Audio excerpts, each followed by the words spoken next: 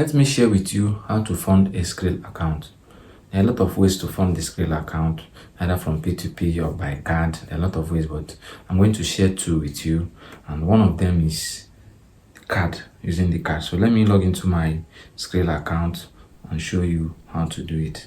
So now I'm in my Skrill account. As you can see, I have some money in there now. So I will not be funding the account, but I will explain how to fund it for you. So now you can fund it by pressing add. As if you want to add USD now, press add and then choose the amount you want to add.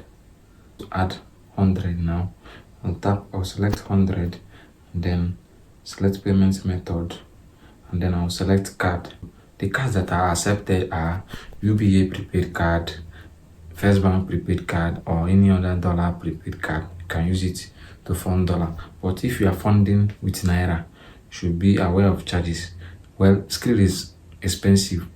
The fee here is 2.50% of any amount you want to fund. They will take 2.50%. So you should use your calculator to check that.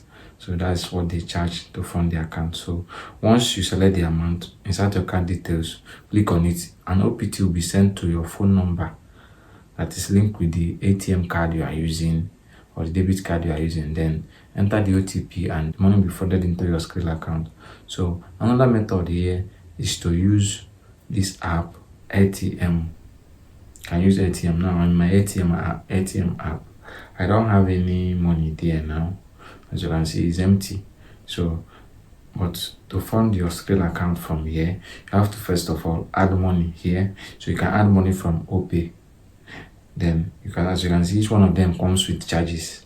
So here, I think they will charge $2 per transaction. So not any amount to withdraw, I think you have to pay $2. Then if you want to fund Skrill, you'll be paying $6. After adding and the money has reflected to my account here, I can now tap withdraw. Then withdraw to my Skrill. As you can see, the charge has reduced.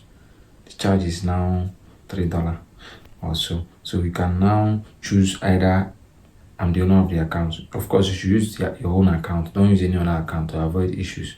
So choose I'm the owner of account and then enter the amount that you want to withdraw from your ATM. Let me say 100.